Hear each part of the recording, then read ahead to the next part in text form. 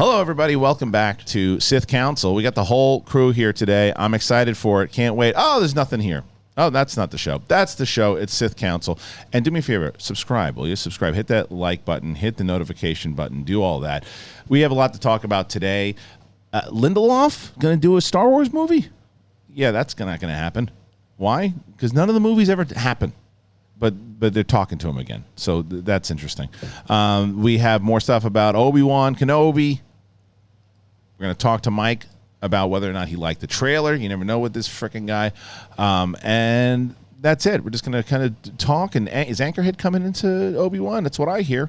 Do you hear that? Well, you're going to hear it in a little bit. I just spoiled that for you. All right, everybody, let's get into it. It is Sith Council. Come on, let's do it. I can feel your anger. It gives you focus, makes you stronger. What's up, everybody? Welcome back to Sith Council. We got this lovely lady here. Hello. This lovely lady here.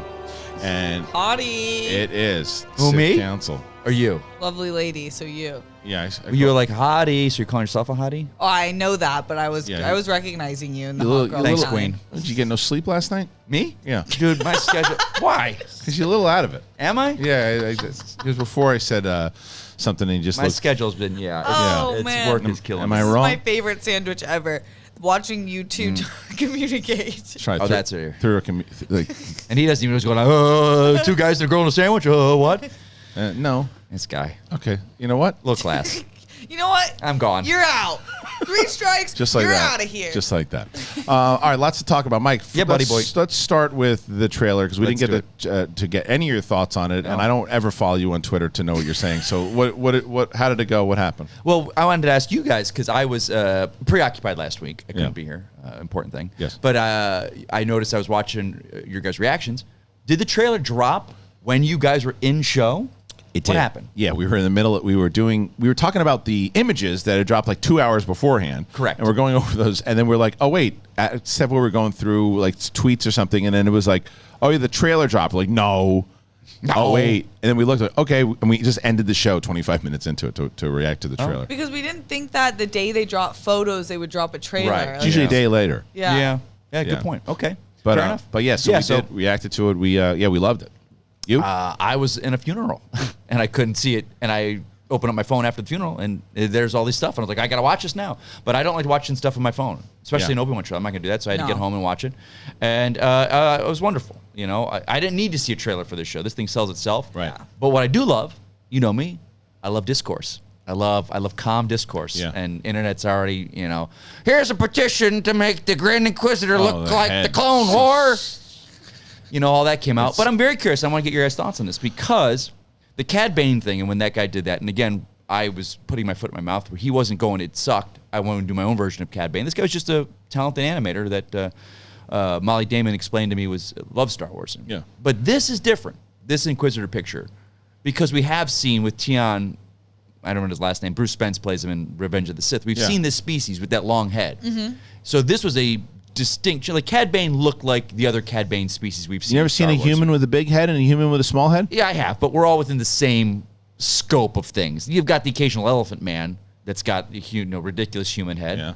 But we're all, the three of us at this table, our heads are within an inch or two different size. Speak for yourself, buddy. Okay. So that was a little, but again, I have no attachment to the Grand Inquisitor. Right. I could care less that he Could not care less. I could Oh, not yeah, care yeah. less. Yeah. About how he looks. And then there's the other guy, the short, squat guy with the walk on his head. Yeah, I don't care about any of that. He looks different. I don't care. They look fine to me. Yeah, I don't care. Don't care. As I was mentioning, Steph, I think that what I will care is if the Grand Inquisitor is radically different in character. Yeah. When Okay. he shows up, if it's a different character and doesn't feel like the character that we saw in Rebels, Yeah. then that I think is a cause for concern. So, for sure. someone made a great point, and they're talking about Star Wars and family and identity is such an important part of Star Wars, especially the Skywalker saga. And we've spent so little time in all different medias with Owen and Beru. Right. We really haven't. And I hope, and just we've seen the pictures, and you get Egerton back, who back at Revenge of the Sith wasn't really anything at the time. He was just an up-and-coming actor in England. Right. And his career has since skyrocketed. So I would hope we are going to Oh, you're gonna have a lot with him. get into the book, Oh, and yeah, just seeing the anger that builds between the two of them. Well, Yeah. Deborah Chow said as much in the picture when they're talking about it. They said, "Well, thank you to George Lucas for casting him because that's all I'll say is you absolutely are going to play into you have to, right? The reason of why course. he's got so much animosity. Yeah, towards there's just Kenobi. that's what I love of New Hope is we didn't get all this backstory. We just got it in the text, in the script, and you're like, oh, there's history with these two guys. They do not like each other, and they had no scenes together. Right. So now Yeah. we're gonna get those scenes, and such good actors. You have to do that. Edgerton. Yeah. Love him. Yeah, I'm excited for them for sure. And then there's something else that came out last week, and there's an update to it. So we talked about the Darth Maul. Yeah. Oh yeah. Never wanted Darth Maul in the series. Made no sense from the way Rebels was put together. Rebels, they had a perfect ending to it. He didn't know Kenobi was on Tatooine. Hollywood Reporter, Boris Kitt, and someone else had a report that he was in the original script, and that Deborah Chow then took it to Filoni and Favreau, and they were like, the Lone Wolf and Cub story isn't working as much. Maybe put Vader in there. So before we actually get into all of that, there's an update on the story. Ooh. And in a wild story that the Hollywood Reporter ran, even with denial from their own Lucasfilm source, now Lucasfilm creative executive Pablo Hidalgo also took to his private Twitter account to colorfully and vehemently deny the report. He did not mince words in labeling this story as false, quote tweeting a report on the story with the following: "A brown sunrise, bullshit has been spilled." to this point, Legendary. yeah, to this point, there has been no counter from the Hollywood Reporter, but we will keep you posted if anything.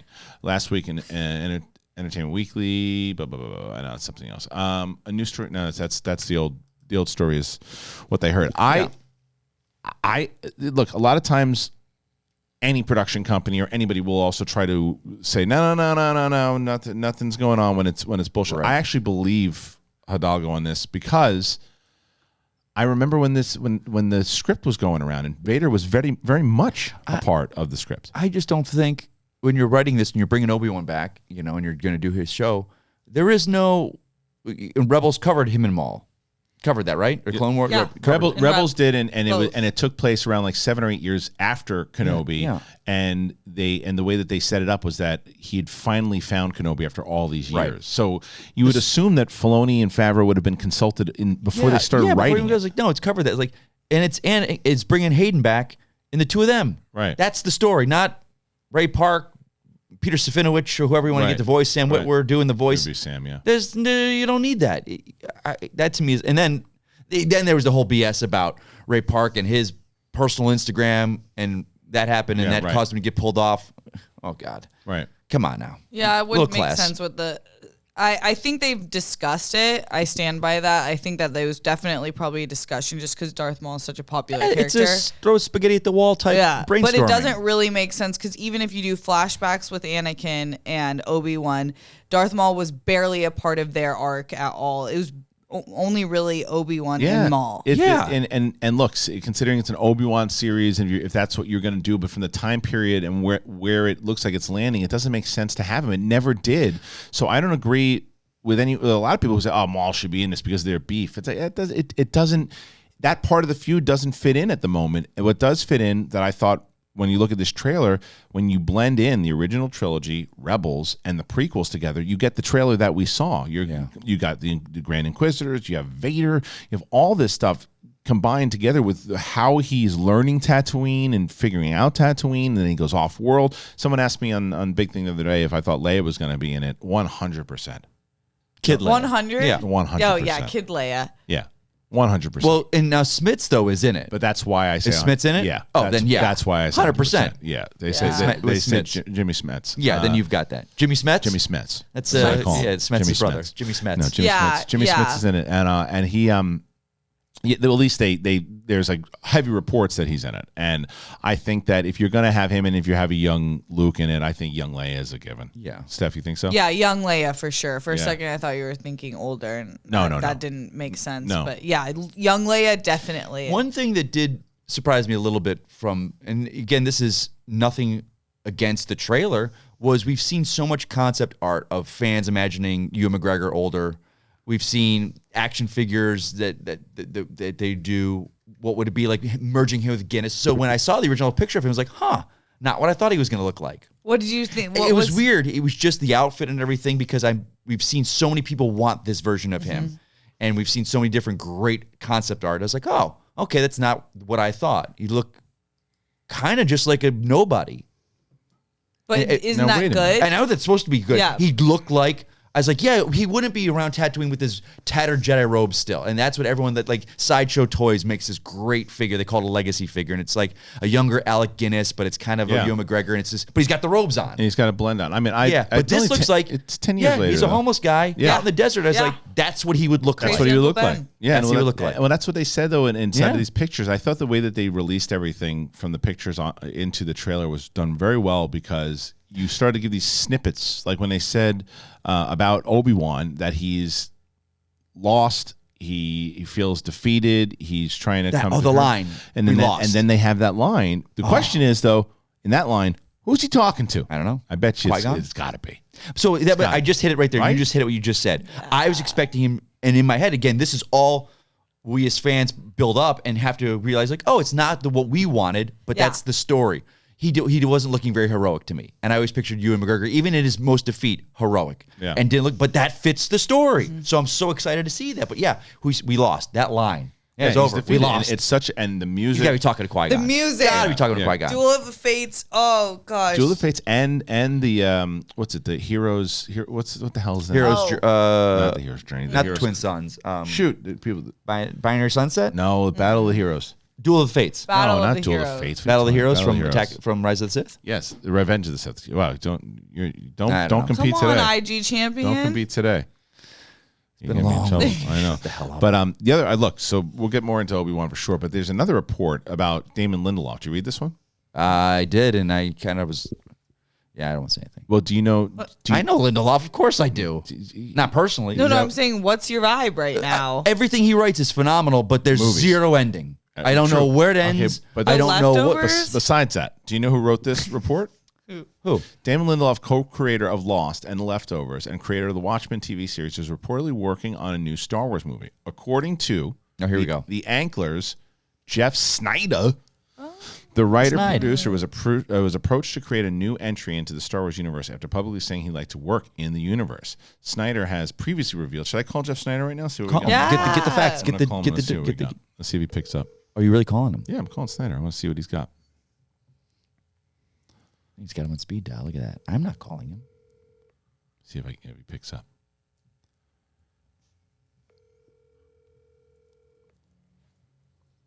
I gotta see. I gotta find out more of this report. He's not. Hey, you've reached. That's it. Jeff Sneider. Jeff, we're on Sith Council right now. We're reading your report on Damon Lindelof, and I wanted to get a few words from you.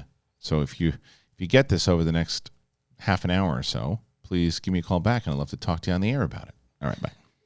Oh, here he is. Oh, yes. Oh, perfect. I just left you a message. You're on the air right now, Jeff. You're on the air for Sith Council. Sith Council. Sith Council. Oh, okay. What are you guys calling about Damon Lindelof? Yes.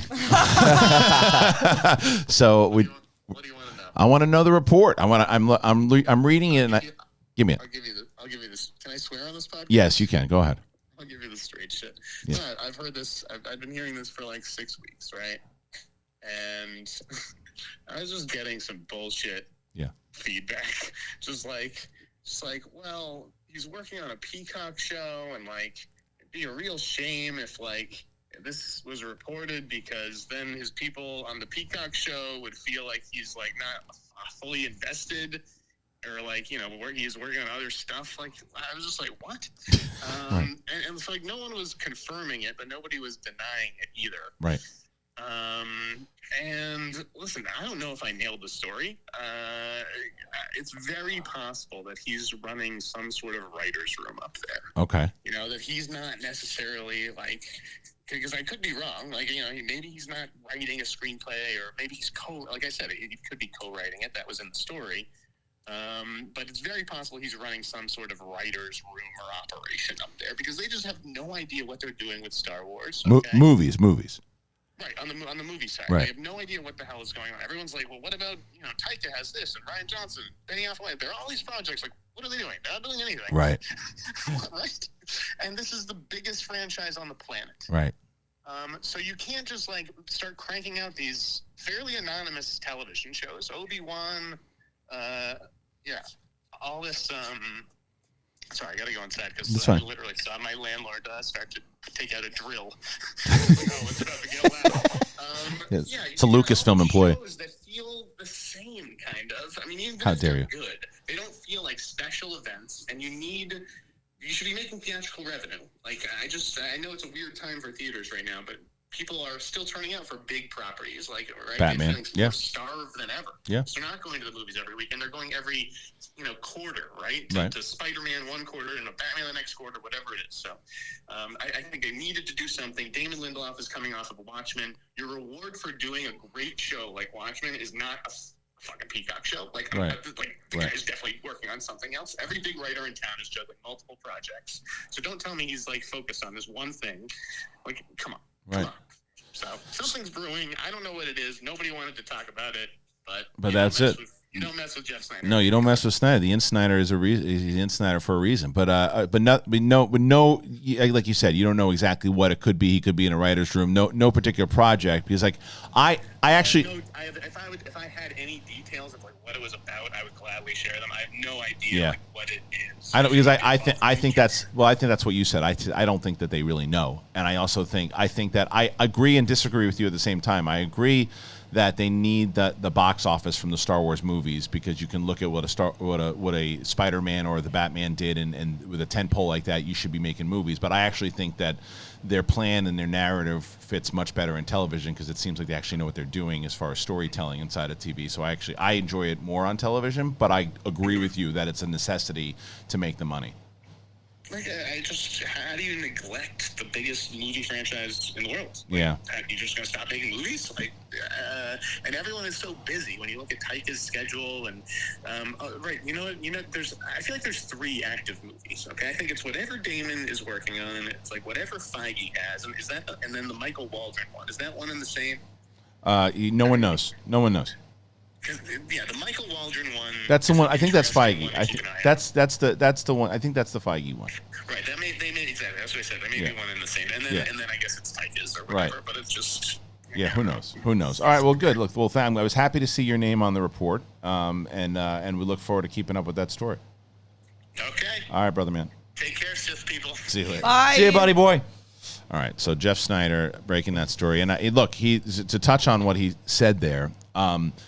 As I said to him, I agree with him where you can't ignore if you're trying to, for business purposes. Yeah, you got to try to make a movie, because you got to try, because if you look at what it's revenue, like he said, it's revenue. Leaving revenue on the table, and you're not taking advantage. My hesitation with it is, you look at the difference between the television side and the movie side. Everything's up in the air in the movie side. Let me ask you this. Let me ask you guys this, because this is kind of a thing going on. A lot of people are saying with Disney Plus, like they put Turning Red on Disney Plus instead of releasing it, and it's getting great reviews. But someone made a very good point. They said, no, Disney knows that the streaming and Disney Plus that's where they want to focus from now on and get away from the movies. It's not a negative thing putting these shows there. It's a positive.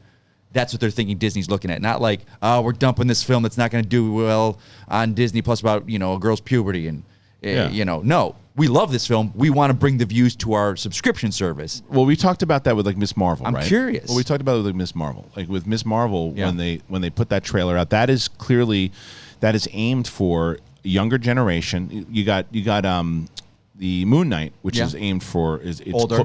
And they're putting Daredevil and everything else now onto the Disney Plus also. So they're going to all audiences, and the streaming service allows you to just market towards everybody. Right. The movie, you've got to target towards everyone that you want to hit, because you want them to spend the money on the ticket. You want it to be 4 quadrant. And that's why this with Star Wars, it's so tricky for them, because you only have, you look at how divisive a lot of the new trilogy was, and how the fan base will just, because look at Boba Fett. You have one episode that people don't like. Yeah. And people are bitching about it. And then the next week you put Luke Skywalker in there, and everybody loves Star Wars again. And that's 1 week. Right. 1 week. And you got to sit in the stink for 3 years in a movie. I was just talking about this with a bunch of people with Batman.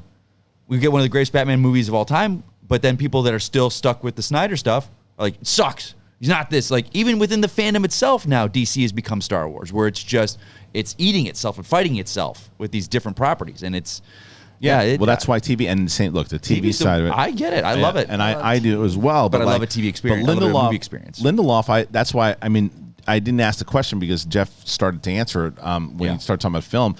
I would have preferred Lindelof to be doing TV. He's got a better track record in TV than he does in film. And I would have rather him done There's TV. no question the guy's not incredibly talented, like, Watchmen is just phenomenal. Leftovers, man. So good. Yeah, Leftovers. I never saw that. Oh, it's awesome. Those are two of my favorite Leftovers shows ever. awesome. Yeah. Yeah, and You should watch Leftovers. It's incredible. it's really good. It's on What's his HBO Max. name? What's the actor's name? He's a writer, too. Hottie. No, That guy, yeah. Thoreau. Hottie. Justin Thoreau. Justin Yes. Thoreau. Yeah, Woo! he was Oh, he was the master code breaker. Yeah, right. Exactly.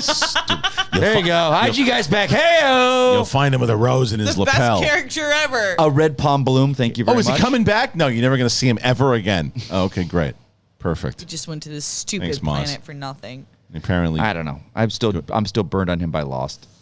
But that was not his fault. I know. Because but that's still. ABC. That's the Drew McQueen posted something the other day where get off your phone, will you? I'm looking up Lindelof's resume here. I'm trying to talk about what I love about him, what I don't.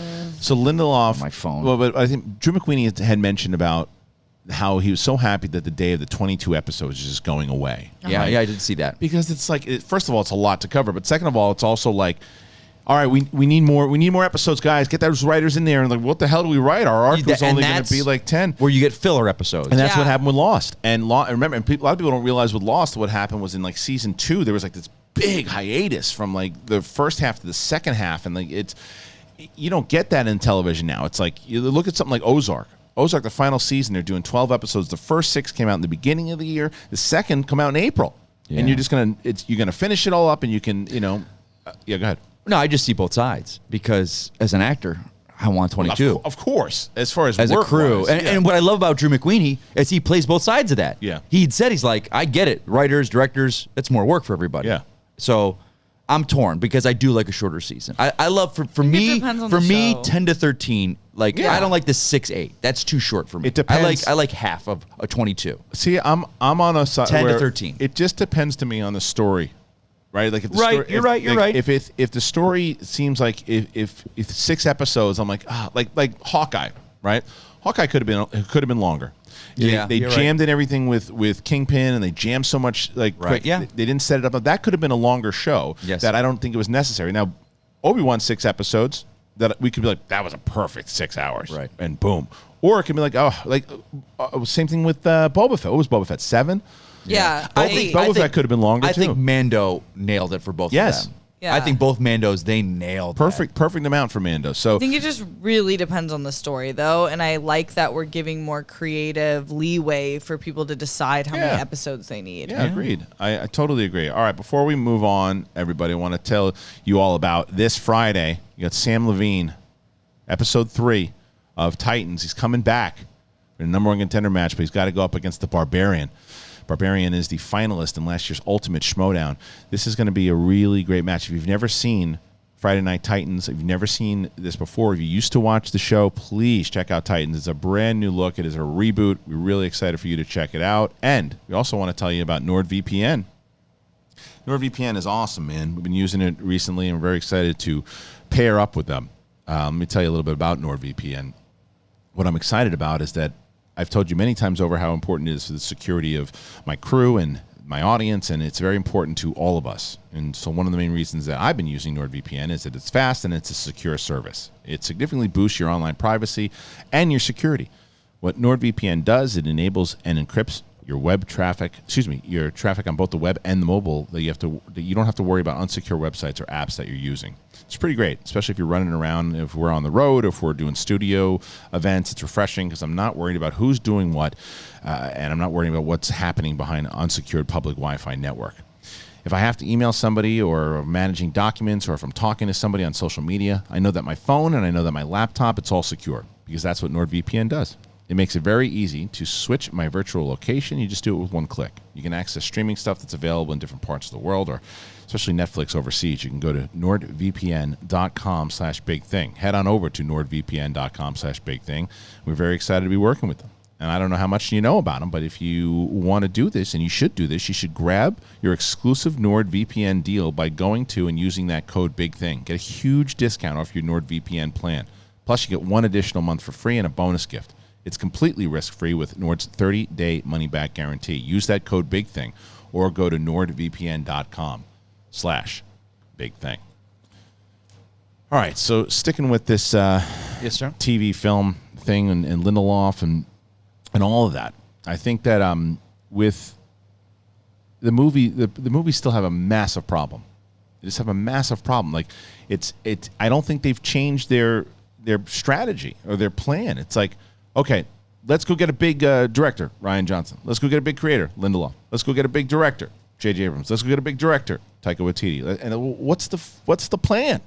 And even Jeff said it. He's like, they don't know what they're doing over there. It's all up in the air. It's like, are you going to focus on the Old Republic? Are you going to focus on the High Republic? Are you going to focus on a certain time period? Are you going to focus on characters? Like, maybe that's what they're doing. Maybe that's why they're taking so much time, because they're coming up with an actual plan.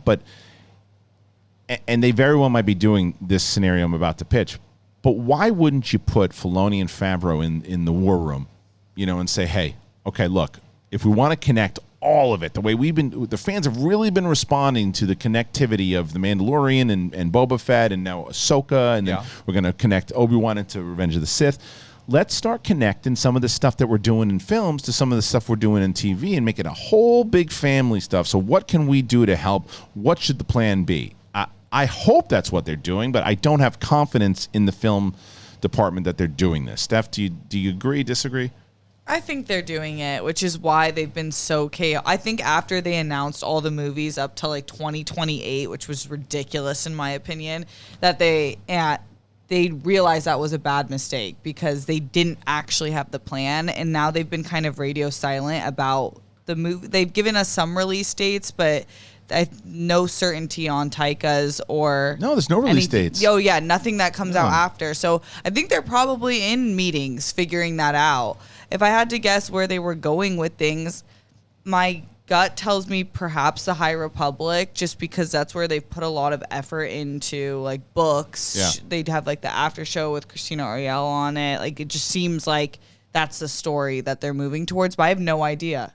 So, Mike, the thing, like, when you look at that, let's talk Star Wars Celebration. Let's talk it. Because Star Wars Celebration normally, like, sometimes they nail it and sometimes they flub it. Like in London, they flubbed it so bad. There was nothing to announce, but it's changed so significantly with all the TV stuff that they have. Like, you would assume, or at least think, that they were trying to gear up with a bunch of announcements for film for Celebration, right? Yeah. The more we talk about this, you guys are here, I get more and more confused because, like Kristian, you and I bust balls about this. Right? We talk about the connective universe and this and that. But now I'm seeing your point where are they at a point like, wow, TV's doing so well. How are the movies we're doing going to connect to this giant world of this? Whereas I was before looking, it's Star Wars, it's the world. I don't care if Patty Jenkins' Rogue Squadron doesn't talk about Mandalorian, it's out there. But maybe, because it is, the pluses also have to come with the minuses for Kathleen Kennedy as a producer. She's knocking it out of the park with organizing the TV, but her film slate's a mess. Every single time. And the movie, every director that is attached leaves. The track record of them losing these directors in these movies is staggering. Yeah, is Lindelof even going to stick around? Staggering. Right. So something is not clicking, but it's not like, hey, it's not like before, I'll say this, it's not like we had Feige with the MCU and then Jeff Loeb with the Marvel television. It was just like, it's all connected, we think. Right. But it wasn't. It's Kennedy. Now the MCU and the TV and the films are connected. Right, because it's under Feige. Right. But it's always been Kennedy. So that's the weirdness. Well, because now. that's the question. I mean, and between speculation and fact, who knows? But from what it sounded like was that the TV and the Disney Plus was kind of like a experiment for Favreau and Filoni. Go do your thing. What do you need from us? Okay, yeah, we'll give you that. That's what it seemed like. And it was like she wasn't as involved. I don't know how true that is. And there's other reports that she was very involved. And there's other reports that it was like, hey, to me, I've always said this many times over, what a good producer does is what do you need? What can I produce for you to make sure that I can get you what you need? You want this? You want this? I need to make this phone call. I need to have this. You need this. You want that. That's what a producer does. It produces the amount of material, and it doesn't necessarily have to be the creative of do this here, right? Do it during this time period. Do that. That doesn't need to be, especially if you're not. No one says she needs to be a massive fangirl for Star Wars. She certainly isn't. Not at all. But when she starts to try to do that for films, I think that's where the problem is, because for the films, what I used to hear was that she didn't like anything that was too inside baseball, the way that Mandalorian is inside baseball. It works. It works. Yeah. And I think that because they're worried about, because of the point that we tried to make for when you're trying to sell tickets. Yeah, you got to please. Are you going to lose people? People? But you got to be confident in the material. You're not going to lose. I think they should just go more of like the DC route, where it's like taking a while for DC to find its footing, and they just kept producing movies and making movies, and they did fine. A lot of them, some of them did great, like Wonder Woman, Aquaman. But now they changed. Sorry to cut you off, but they changed strategy and they changed leadership. Yeah. Oh yeah. That's the thing. They're at the point now where it's just like, hire the filmmaker, let them tell their story. Yeah, I just feel like they're so scared to make more flops now, even though box office wise none of the movies in recent years or ever has been a Solo. Other than Solo. That's true, but it just feels like they're very scared about the movies, and it's bad that we feel that energy. Well, but I understand that in a way though too, because think about it. If you can PR it all you want, that like, oh no, Last Jedi went over great. It didn't. Like, if you look over for the majority of people who saw it, whether you look at the Rotten Tomato score, it was positive, right? And a lot of people rank it high up in their list. Yeah. But you can't deny that there's and it's not just the people who are just hating to hate. It's not just those people. Like, I'm not someone. I love Star Wars. The more that I watch Last Jedi, the more I don't like it. And I continue to have that conversation, and it's there, and they're aware of that. They know that. They understand that. So what and Rise of Skywalker, by the way, same thing. There's tons of people who hate that movie and think it's just a complete a fan service movie. Yeah. And so when you're Kathleen Kennedy and you're looking at, we got to have one that people love again. Right. Yeah. And so they get very hesitant on what they want to do.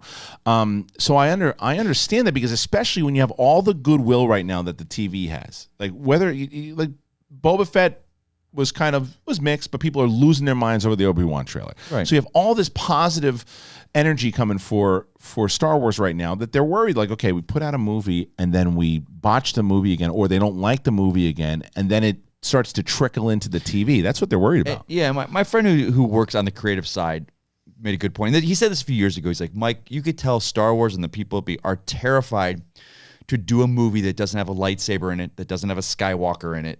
They're terrified of that. And it makes sense. You do see it. It's like, Skywalker always pops up somewhere. A lightsaber's always being ignited somewhere. So it's like... Solo? I guess because Solo bombed, right? I think this is around the time of that. Yeah. Like, but again, Maul showed up with a lightsaber. Rogue One had a lightsaber. Rogue One, they threw the whole Vader thing in there. So he was making these points around that time. I was like, oh, it's very true. They don't want to do some random new character in some pocket of the universe that doesn't touch a Tatooine, doesn't touch a Coruscant. It just, they need that familiarity. They think they do, though. I know. They think they do. Again, they don't trust the product enough. I agree with a lot of that. When it comes to, you don't need the familiar stuff. You don't have to. You can introduce new characters. You don't have to. They're going to argue then, well, look, people are losing their minds over Obi-Wan. But Obi-Wan's a different character. Obi-Wan's a continuation. It's almost like a sequel. Right. The sequel that we wanted. It's, to me, my most anticipated thing that we've gotten since Return of the Jedi, to be honest with you. Yeah. But the stuff that I don't agree with, I mean, I always think that I think they need more stuff. I think there's been a lack of Jedi and a lack of Sith stuff in these things for a very long time. I don't like what. There's been a lack of it, man. Like, where you look, like you're gonna tell me when they brought up the new trilogy, you weren't hoping to see that Luke had brought this whole thing back. Who's the new class of Jedi? There's going to be Jedi everywhere. There's going to be new Jedi like there used to be, and there was like the Last of the Jedi again. 2 more Jedi running around. The Last of the Jedi. We did the Last of the Jedi thing already. Why don't we just not do Jedi anymore for a while? Eat shit. Yeah. Why don't we just not do Jedi? No. Why? I like that. I like Jedi. Why Because you've got so much of it already. No, we didn't. No, we didn't. Oh, when was the last? We've So gone tell me three when. Jedis, really. When did we have it? know 4 Jedis very, very well. And Rey had to become one at the end, and she became a Skywalker. She went to Same. the Jedi Academy. You know, like that's like where like that stuff that they're doing. Like that's why people are losing their minds over the Luke stuff in Mandalorian and The Boba Fett. whole. He's starting the Academy. Mandalorian's about the Force. Well, right, Grogu. Right, and that's Mandalorian is starting to work. It's Mandalorian starting to bring that stuff in there, but it's the same thing. The Last of the Jedi. There's one other one but they're starting to maneuver around. Like you got Ahsoka now. You got Luke. Mandalorian's is a good example that they're using it a lot. Yep. And I think the High Republic, when they do High Republic shows, there's going to be tons of Jedi running around, and there's going to be tons of and not tons, but there'll be Sith. So that'll start to scratch. I'm that just itch. a simple man trying to make my way. You sure are. That's all I want. I just want a Cobb Vanth show in a Western. I think who cares about that show though? I Besides do. you, I know, but who cares about that show overall? Like that's going to be. I mean, what New Rangers of the New Republic? What? Which one are we talking about? I mean, but it's like I think that you've got. I want a show without Skywalkers. Yeah, without fair. So do I. That's Vaders, without High Republic, man. That's when you get. I don't need Jedi either, though. You need Jedi. I don't need them. I need Jedi. See the Force to me. Like there's a lot of people. Like Ken Knapsack loves like the mysticism. No. He's more so of the Republic and the Empire and stuff. Yeah, I think that's why Andor is going to be his series, right? Okay, and I think Andor will yeah. probably be your series too. Like to me, it's the Sith lore and the religion of the Jedi. That's why that's what I gravitate towards Star Wars. So I'm always going to want that stuff. But I understand. So if a movie comes out with that stuff in it, you're not going to like it. Without that stuff? Without that stuff? No, that's not true. Like Rogue One didn't have it mostly, and I think Rogue One is the best Star Wars movie that's come out since. Agreed. You know, during the Disney era. Agreed. Yeah.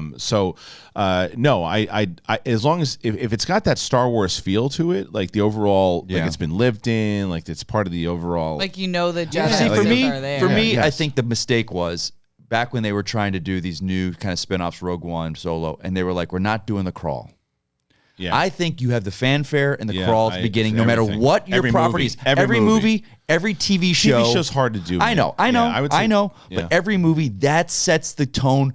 Okay, look at this. Look at this way. Clone Wars, look at it this way. I see this. I hear this in the audiences all the time in movies. Marvel has taught audiences to expect post-credit scenes. Yep. I'm sitting next to this people at Batman, like, it's going to be a post-credit scene, and one guy's like, nah, Marvel, that's Marvel's thing. It's like Star Wars, you can train an audience. You set that crawl up at the beginning, they know they're into the Star Wars world. Right. You get a little bit of the fanfare, John Williams, and then take it off wherever you want to go with it. But that little bit at the beginning, go, this is Star Wars, this is what you're used to, this is what you know, you're familiar, you got that warm blanket around you. But this can be a new version of something, a new tale. But it sets it up. They just and they would fall. I was like, nah, Rogue One, Solo, we can't do that. We're not going to do it. We're different. That was your mistake. Yeah, I think they should have done that for those movies. Yeah, no, I did. It was like and just do that for every movie going forward. Give it a crawl. Set the tone straight. I agree. Crawl or crawl? What is it? Crawl? Scroll? Yeah. Crawl. Yeah, it's a scroll. Scrotum. Yes. Scrotum? There you yeah. go. Yeah, it's amazing. All right, so a couple things. We didn't talk about Alan Ladd Jr., by the way. Passed away, 84 years old on March 2nd. We didn't talk about that. He was the president. He was the one. Without him, there was no Star Wars. He was the one that greenlit it, and he really pushed towards it when everybody else was saying that George Lucas was a crazy person. Nobody wanted to see this stuff. So despite that, Ladd also produced other titles. Alien, 1979, Blade Runner, Willow, Spaceballs, Thelma and Louise, Gone Baby Gone, which is a great movie. Yeah, it is. His movies won over 50 Academy Awards with both Chariots of Fire and Braveheart receiving Best Picture. So he was a boss, man. A couple other things. The Armorer returns. Emily Swallow made her return as the Armorer in The Return of the Mandalorian, the 5th chapter of the Book of Boba Fett. The Mass Leader returned to teach Mando yet another lesson. What is this? That's an old story. It's a very old story. I don't know why that's in there. Star Wars. Let's see. Comic books. I'm reading some updates on Star Wars Newsnet here. Okay, this is something. Anchorhead, the famous location, finally arrives 45 years later. A location that was first mentioned in the original Star Wars film back in '77 will be seen on the screen in the upcoming Obi-Wan series. How fitting that this series is the one for Anchorhead to make its screen debut, being that it was the location Luke was supposed to visit with Obi-Wan before Owen and Beru were murdered, changing the course of Galaxy's history forever. It's great that they have that in there. So I think we're going to see a lot of that stuff too. Okay, we got some reveal on the Bad Batch Season 2. You want to hear this? Yeah. Of course I do. We're in Sith Council. I want to hear thank you. Star Wars news. And Star Wars animated series composer Kevin Kiner. We were wrong, by the way, on Kevin. You know, we said Kevin Kiner. We need him to do a TV show. Yeah, he just did Peacemaker. Did he? Yeah, he just did Peacemaker. Oh yeah. So I was stupid. I think that music gets kind of looked over because of the theme song. Yes, but Kevin Kiner is great, and that's made me hopeful that he'll start doing some live action stuff. Star Wars animated series composer Kevin Kiner and his sons Sean and Dean recently revealed details about the upcoming season of The Bad Batch during an appearance on a charity stream for Ukraine aid. That's awesome. The two have been working on the score for the second season of The Bad Batch for quite some time, with it being developed even when they were scoring the first season. An unspecified amount of time will have passed between the first and second seasons. Okay. When we return to the titular team, Omega will look older. The show will take viewers back to Coruscant. Hey, haven't been there before. Yeah, we haven't in a while. With the Kiners composing the political noir pieces for certain scenes that may or may not take place on the planet. The second season of the show will have a substantially larger cast of characters. That's great. Brand new Star Wars movies and streamings are headed our way over the next several years, so there are plenty more adventures. Okay. Out of that, I guess the news with Bad Batch season 2. We kind of started our foray into Sith Council. Was Bad Batch, and we were all kind of like, it was fun. It was like a little appetizer before all this stuff that we are getting now.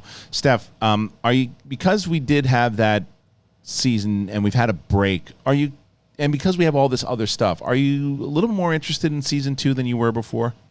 Yeah, I'm definitely happy that Omega will be older, because I think I didn't mind it, but it's hard when you're doing like an adventure of the day and you have a kid traveling with you. But then I think of Arcane, and I just feel like they did that show so well with little kids and then moving to adults. So if they do that kind of transition, that could be really good. It is nice. So I'm glad you asked that, because I did think to myself this week, for the first time since season 1, I'm like, oh yeah, I am looking forward to season 2. Yeah. You know, it's tough thinking about that now, and it makes sense with the Obi-Wan show. Like, okay, Mando, Grogu, Omega, the Bad Batch, Luke, Obi-Wan. They were doing 3 shows where it was Lone Wolf and Cub. Yeah. It's like, you nailed it on one, and like you're going back to the well a lot, and it's just like, all right, this is right. Yeah. And so I was not with you guys. I had not watched Clone Wars, so I started getting into it, and I knew people warned me 1 and 2 seasons were not that great. Yeah. And it waned me off. I was like, I got too much. I got other stuff I got to watch. And then a buddy sent me a list of someone on Star Wars, a big Star Wars fan. It might have been one of the guys from either Alex Damon, one of those guys, sent me a breakdown of website. These are the shows canon episodes you need to watch that tell you all about the characters. Yeah. All about, you're not going to miss anything. And the episodes of Clone Wars. Episodes of Clone Wars. And it was like, it was like you said, 22 episodes. They took it and gave it 13, like a shorter season. It's like, I'm flying through these things and everything's making sense. It's really good. And Rebels is, I think, 13 episodes a season or something. I watched Rebels. That was when I first came on Far Away. Yeah, I'm catching up. Oh, that's great. Yeah. That's perfect. You didn't need to watch every episode. I was trying to, and it was killing me. But either way, that show coming back, I'm interested in it for sure. It's not one of the ones that I think it's, like I said, it's Star Wars. It'll be on, and it'll give us a nice break in between. When they pushed it back, right? When it was supposed to be spring. Yeah. And so now we're projecting it'll probably be fall. Okay, so it'll probably be right before Andor. Yeah. So, and we don't know Mando release still, right? No, I think the end of the year. But I thought Andor's the end of the year. And Andor is I think September, October. So Bad Batch will come out maybe late summer. Yeah, that's what we're thinking. That's what I think. Yeah, like August. Okay. Probably, and all of this information will probably come out in May during Celebration, because Obi-Wan will have just aired episode 1, or will be airing episode 1 during Star Wars Celebration. So they'll probably preview episode 2. They'll probably start to have more breakdowns of shows, and Bad Batch will have a panel. Andor will have a panel. Obi-Wan will have a panel. The Acolyte will have a panel. Ahsoka will have a panel, I would assume, or unless they do what they did years past, which is also very possible, is where they do a big panel of all of the TV shows. Right. But I just think that these things are so. We've gotten to a place like Comic-Con now where you could do a big Marvel panel like they do, and then this amount of time is going to be spent on Obi-Wan. This is going to be spent on this. Yeah. I think you have enough now that you could give the shows their own separate panels and give yourself more material. Could be. Not sure. What do you hope to see at Celebration stuff?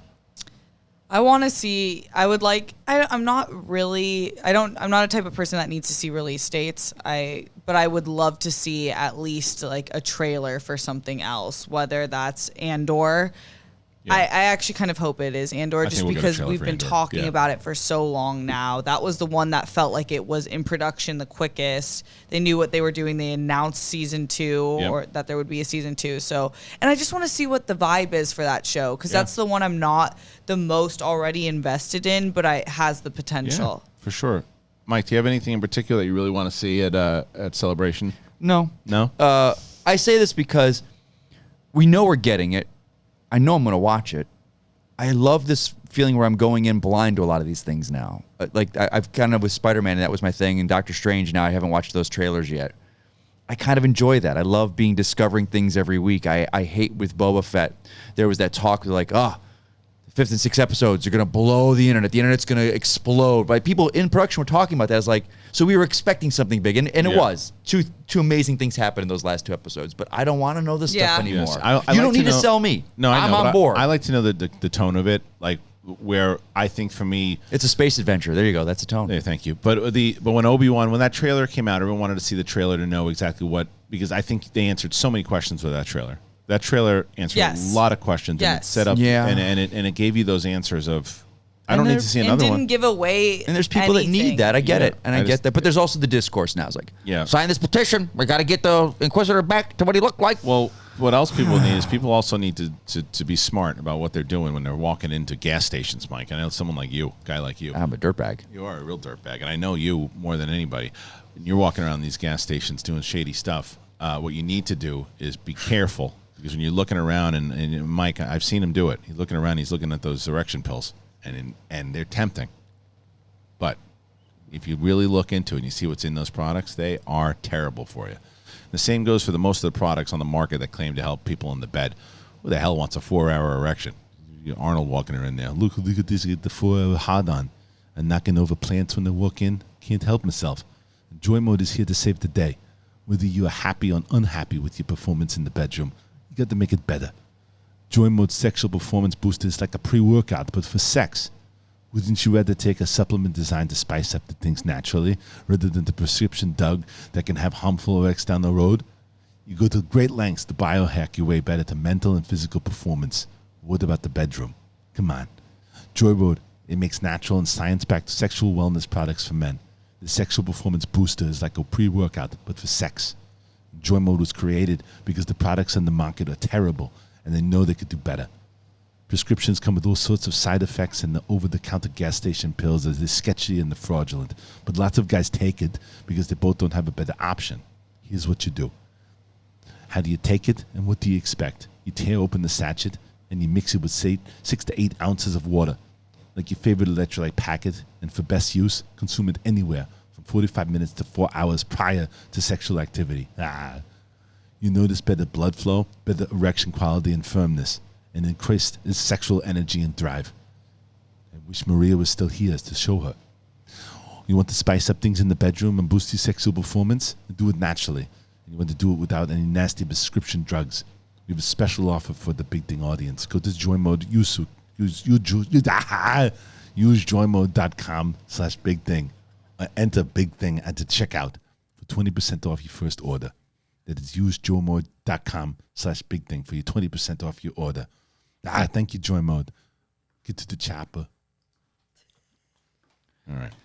Yeah, I do. I mean, there's a gas station near my house. I get. Don't do it. Well, it's 25 cents for Kong Dong.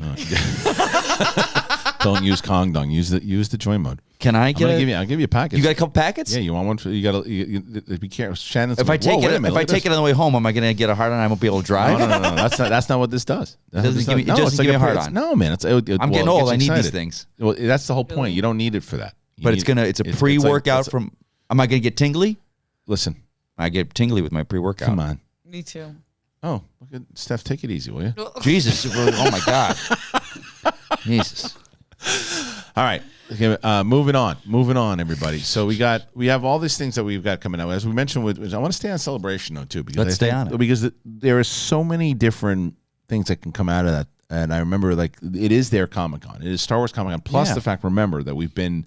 It was supposed to last year. It was supposed to happen. We've been sans Celebration for very long now. Well, then we go back to, obviously we're talking about all the TV shows and whether or not you get a teaser trailer for Acolyte and all of that. But you would have to assume that they're going to have some kind of an announcement for the movie. The problem is what they've been doing, and I think What movie though?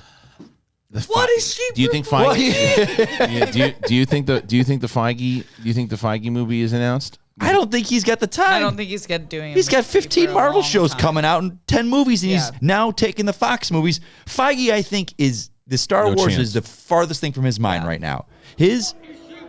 Exactly. I'm going to go to Celebration and just be that guy in every panel. Screaming in the background. Can you imagine? What is she proposing? Every panel. I got to get that guy's outfit. Yeah.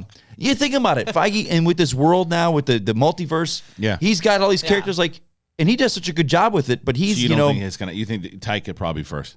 Yes. Yeah. Yeah. Feige right now is the guy from, God, I can't remember his name, from Always Sunny in Philadelphia with the board, that's what he's doing right now. You don't need Star Wars in there. I don't think they bring him. I don't think he's going to come out. But if Taika Charlie probably Day, comes right? out, Charlie Day. Well, Taika probably comes out, probably makes an announcement on. You think so? On his movie, but he's got Love and Thunder. He's trying to wrap up. Yeah, but that's done. That'll be done. I don't know about that. I think Taika's probably got because any star power, and you have star power at the at the event. I think now he's probably the surest bet that you got that the movie will actually take place. I agree. Because if you bring like Lindelof out and you bring somebody, because people are going to say, oh, yeah, sure, okay, yeah, okay. And here's our big announcement. Here's our movie. Great, we'll believe it when we go to see it in the theater. The Star Wars fandom, and this would be their thing, is a different fandom than, let's say, the Marvel fandom. Where Taika and his brand, I'll be the first to admit I didn't like Ragnarok when I first saw it. Didn't like it at all. I have since on rewatch. It ate my foot and said, this is one of my favorite movies of the MCU. I love it. But he's also got a very distinct... Yes. He's a Lord Miller. He's got a distinct style that when you hire him, you know what you're doing. So if you're doing a whole movie in that tone... Well, wait a minute. Will that... Don't know, because remember, he directed 2 episodes of Mandalorian, and they were 2 of the best ones. Episodes of a Mandalorian that had an overall view and of Favreau's, this is my show, come in and spice it up with your little... Sure, but he seemed... But remember, even though... Bryce Dallas Howard and Deborah Chow I think Deborah Chow is established TV director. So, but either way, newer to the Star Wars universe, and so was Taika.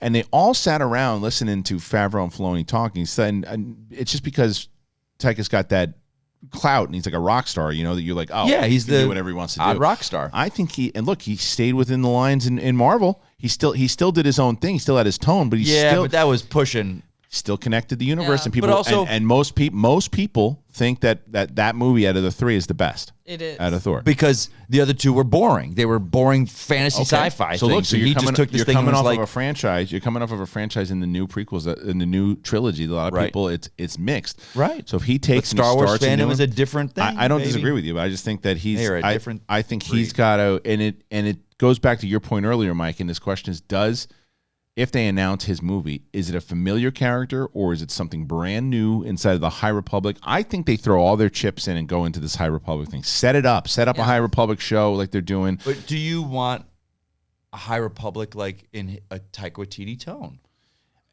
Knowing what I know of High Republic, it's a more of a Kenneth Branagh tone. Yeah, well, the only thing that threw me off that threw me off, and similar to what you just said about Thor, right? The only thing that threw me off when I initially saw Taika's finale episode was like the clear Taika Waititi humor with the 2 stormtroopers punching Grogu in the face. Right. Like that's a clear, but the rest of it played like Quill. Oh, it played really well, and I love him. him. Those I think moments. he's great. You're gonna have but a sense of humor. Like I think that, yeah. Or like Jojo Rabbit, Yes. like I feel like he has the ability to tell a serious story with a lot of humor in it. Yeah. He's a which funny could dude. work for. See, I'm on board with him. Yeah. See, I also you're love just his curious humor. About, I'm just curious how this fandom Star will Wars take fandom's that. different. Yes, I know. I love his humor. I think he's hilarious. So I would be on board with it, depending on how. It also depends on what it is. So that's why I do think they'll probably announce his movie. I think his movie will. Now thinking about it now, watching Taika Waititi do a Dash Randar movie, that would be awesome. If they even do that though, but it's like I don't know. It's and where do they continue? Because he's talked about he wanted to do a Flash Gordon. Yes. Yep. Before he saw Yeah. Guardians of the Galaxy. He's like, Yeah. well, they did Flash Gordon. I can't. So to know what he would do, and again, Star Wars is Star Wars. Whether he's you in the love it or role. now, whatever your highfalutin values in Star Wars is, we have Star Wars because Lucas couldn't do Flash Gordon. The pulpy, because they wouldn't let him have the rights. So he's like, well, I'll create my own Flash Gordon. Star Wars is essentially the DNA of Flash Gordon. And Yeah, it Taika is. wants to do Flash Gordon, get him out there to do it. Yeah.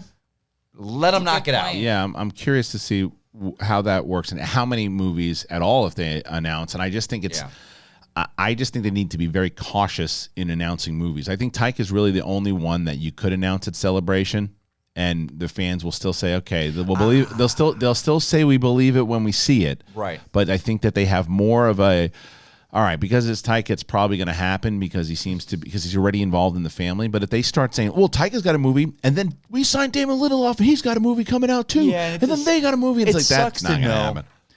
Because Celebration right now, if things were going the way they were, Rogue Squadron. Yeah. That would have been the one that even had maybe footage at. It was supposed to come out next year. Yeah, so I know we'll never know the ins and outs, but I would love to know why that folded.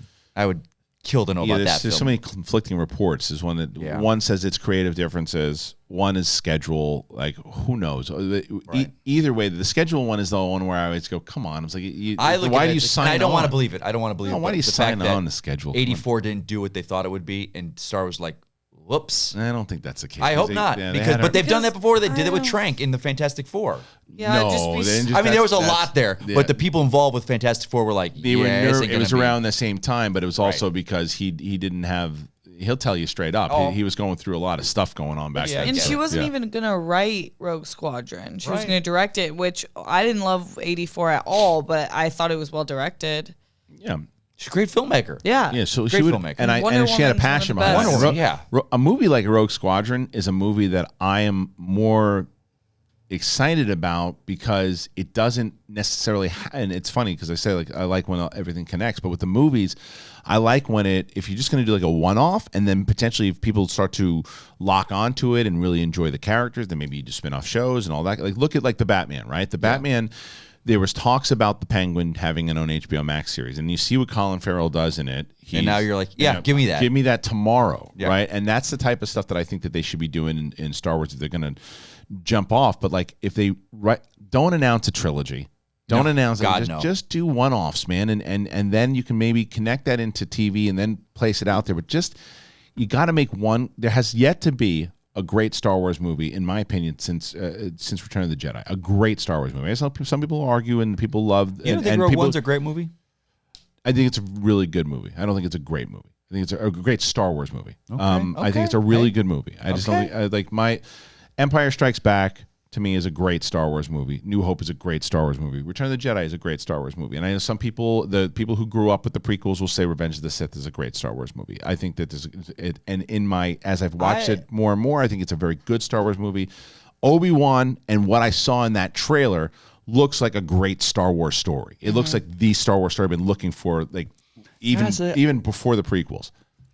As I'm getting older, I'm not getting like Phantom Menace to me is a great Star Wars movie. And I would never have said that. I would never have said that 10, 15 years ago. I think it's a very fun movie. As I'm getting older, I like watching it. And looking back. You think it's a great movie, though, with dialogue and everything, I think it's a great Star Wars movie. Okay. Star Wars doesn't have great dialogue. New Hope doesn't have great dialogue, pal. It doesn't. What do you mean? The dialogue is not. Lucas is not known for his dialogue. Of course. But I mean, look, Empire Strikes Back was not written by him. I know. But New Hope was. Yeah. And New Hope, Phantom Menace feels like New Hope to me. It's just fine. a kid. I'm a kid. Like with, I said, with I think lightsabers there's a lot of really and good wizards ones. and castles and. I just my point. And I wasn't always like that. But I hated my point with all of that is though, you haven't had one where people I know are what just you're like saying. with I know Force what you're Awakens, and even when we did our rewatch. Yeah. Force Awakens when Like we a saw classic. Yeah, when we I know saw what you're Force saying. I Awakens in get the it. theater and we watched it, we're like, okay, before all the other movies came out, we were Yeah. like, okay, we're ready, we're pumped. They got us. That's a great starting point. But now we all said the same thing. We watched Force Awakens, like, yeah, but now we know what comes after this, and it's not. You're right, It's not you're as good. right. And so that's why you got to be like they want, and that's probably why, as we were talking about it with Jeff, why they're so skeptical of trying or waiting to put a movie out, because they want to. If they put another movie out and it divides the fans again, Right. they're going to go, just stop making movies. I'm already there. I'm already like, I understand. Yeah, you're why they need to against make that. them. You rather do but I streaming. understand. I understood Jeff's point 1,000%, and I understand when the fans say that 1,000%. You got like it is one of the biggest franchises in the world. It made its mark in it. It's created the big blockbuster. I don't care what draws. It created the big blockbuster in that kind of summer action movie. And to not make movies, I get why they're doing it. To what Jeff's saying, Mandalorian isn't bringing in $1 billion. It's just not. Right. It's not. No matter how many subscriptions you're getting, it's not bringing in $1 billion. It's different Star Wars, a movie, yes, as proven, brings in $1 billion. It's different objectives. It's different objectives. And that money fuels, and that money allows you to make The Mandalorian. Yes. It's true. Was it pay Paul to feed Peter, whatever that saying is? So what is it? Speaking about paying Paul, how about MyBookie? MyBookie, ladies and gentlemen, March is here, and the madness has officially begun. It is time for you to shoot your shot and score big on the nonstop action. Got to use MyBookie.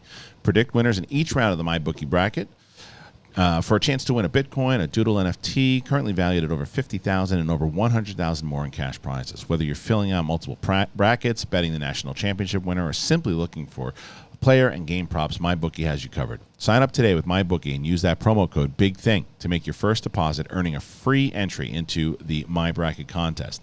Selections for the bracket will officially begin on March 13th and close March 17th at 12 p.m. So make sure you get your deposit in now with Big Thing to secure that free entry. To bet anything, anytime, anywhere, MyBookie. Do it. All right. So I think that's really...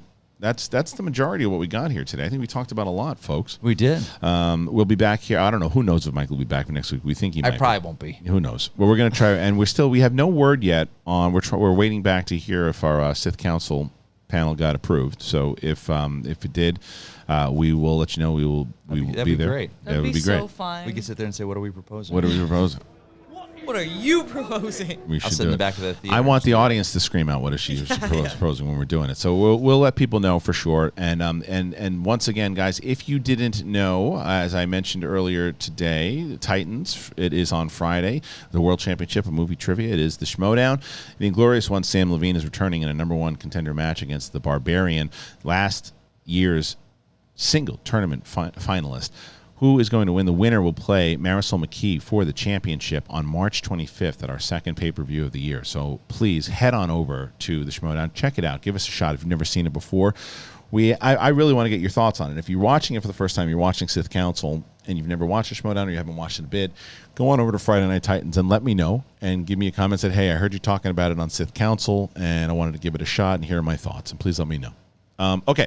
For Mike Kalinowski and for Steph Sabra, this is Sith Council, ladies and gentlemen. We appreciate you. We will talk to you very, very soon. We'll be back next week. Peace. I can feel your anger. It gives you focus, makes you stronger.